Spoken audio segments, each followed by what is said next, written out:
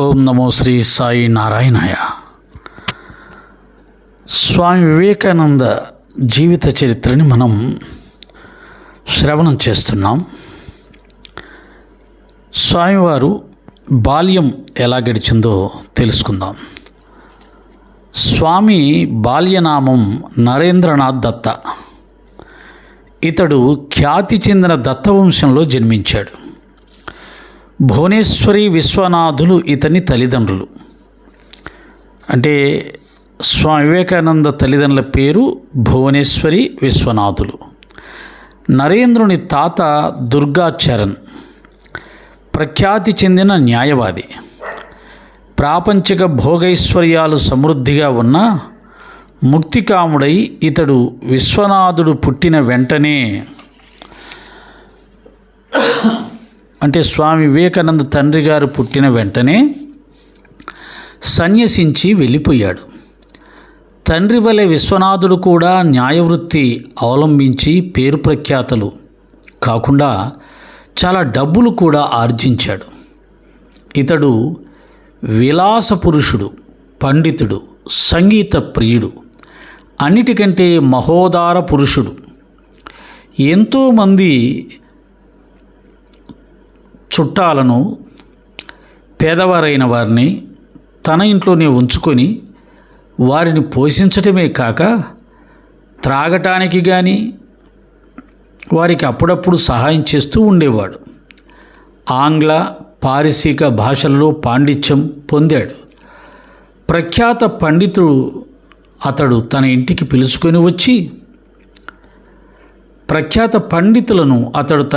పిలుచుకొని వచ్చి వారితో చర్చించేవాడు. అలాగే ఉస్తాదుల నుండి సంగీతం నేర్చుకొని వారిని అప్పుడప్పుడు ఆహ్వానించి మిత్రులతో సంగీతాన్ని ఆస్వాదించేవాడు. అలాగే అతడు మంచి వంటవారిని ఏర్పాటు చేసి రుచికరమైన ఆహార పదార్థాలను లెక్కలేని మిత్రులతో పాటు ఆనందించుచూ ఉండేవాడు. ఆ రోజులలో అతని ఇంటి ఖర్చులు నెలకు 1000 రూపాయలకు పైగా ఉండేవి. అంటే ఈ రోజులతో పోల్చుకుంటే దాదాపుగా 10 లక్షలు ఉంటుంది. నెలకి 10 లక్షలు ఖర్చు పెట్టేవాడు. అన్ని విధాల భర్తకు అనుగుణవతి అయిన సుగుణరాశి భువనేశ్వరీదేవి. ఇతర సుగుణాలతో పాటు ఆమెకు రామాయణము, మహాభారతము, ఎన్నో పురాణ కథలు, జానపద కథలు, పాటలు కంఠస్థంగా వచ్చు. అటువంటిది ఆమె అసాధారణ జ్ఞాపక శక్తి, భగవద్భక్తి, పేదల యందు సానుభూతి, అన్ని విధాల పరిస్థితులలోనూ యుక్తరీతిగా నడుచుకొనటం ఆమెకు అబ్బిన సహజ గుణం. టీవీగా నడిచేటప్పుడు ఆమె మహారాణిగా కనిపించేది. ఇట్టి పుణ్య దంపతులకు పుత్రుడుగా నరేంద్రుడు అనగా మన స్వామి వివేకానందుడు క్రీస్తు శకం 1863 సంవత్సరం జనవరి 12వ తేదీ సోమవారం నాడు జన్మించాడు. అది పుణ్య మకర సంక్రాంతి దినం. మగ సంతానం లేకపోవటంగా భువనేశ్వరి కాశీ విశ్వేశ్వర శివుని అర్చించింది. శివానుగ్రహంగా పుత్రుడు జన్మించాడు. నరేంద్రుని అల్లరి మితిమీరినప్పుడు పుత్రుని కోసం ప్రార్థించితే భూతాన్ని పంపించాడు శివుడు అని ఆప్యాయంగా హాస్యం చేసేది ఆ తల్లి. వీరేశ్వర ప్రసాద లబ్ధుడవటం చేత వీరేశ్వరుడని పేరు పెట్టారు. బాలునికి ముద్దుగా బిలే అనియు, తర్వాత నరేంద్రుడు, నరేన్ అనియు పిలిచేవారు. చివరికి ఆ పేరే నిలిచిపోయింది. నరేన్ అసమాన ప్రతిభావంతుడైన బాలుడు. రూపంలోనూ, గుణంలోనూ, శక్తి సామర్థ్యాలలోనూ అతడే సాటి. అతని రమణీయ శరీరం, మధుర కంఠం అందరినీ మంత్రముగ్ధులుగా చేసేవి. చిన్ననాటి నుండి వ్యాయామం, కుస్తీ, సాము, ఈత ఇత్యాదులతో శరీరాన్ని దృఢం చేసుకున్నాడు నరేన్. భయం అంటే తెలియదు నరేన్కి. సామయక స్ఫూర్తి అత్యంత మెప్పొందింది. అతనిలో.